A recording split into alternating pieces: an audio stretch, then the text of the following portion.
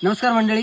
खूप आनंदाची गोष्ट आहे की आपल्याकडे खूप दुर्मिळ साप आहे फॉस्टन कॅट स्नेक आणि त्याच्यामध्ये पण वैशिष्ट्यपूर्ण की त्याच्यामध्ये सुद्धा आपल्याला रेड मॉफ भेटलेला आहे. आणि आनंदाची गोष्ट अशी की हा आपल्याला मुरबाडमध्ये भेटलेला आहे. याआधी आपल्याला फॉस्टन कॅट स्नेकचे मुरबाडमध्ये रेस्क्यू झालेले आहेत, पण ते ब्लॅक मॉफ मध्ये होते. रेड मॉफ मध्ये पहिल्यांदा आहे. खूप चांगली गोष्ट आहे पूर्ण मुरबाडसाठी. आणि महत्वाची गोष्ट मित्रांनो, याच्या आधी सुद्धा आपल्याला 2 फोटो आले होते रेड मॉफ मध्ये, एक बदलापूरमधनं आणि एक शहापूरमधनं. आणि नशीब एवढे खराब होते की दोन्ही ठिकाणी हा साप मारलेला होता. बदलापूरमध्ये भेटणं कॉमन आहे, शहापूरमध्ये पण कॉमन आहे. मुरबाडमधनं थोडंसं मला आश्चर्य वाटतंय. ट्री स्नेक आहे, तुम्ही पाहू शकता की बॅलन्स किती चांगलं करतोय. योगायोगाने आपण इथपर्यंत आलो आणि आपल्याला रेस्क्यू झालंय. साप थोडासा दुर्मिळ आहे म्हणून कुठे भेटलं हे आपण प्रॉपर सांगत नाहीयेत.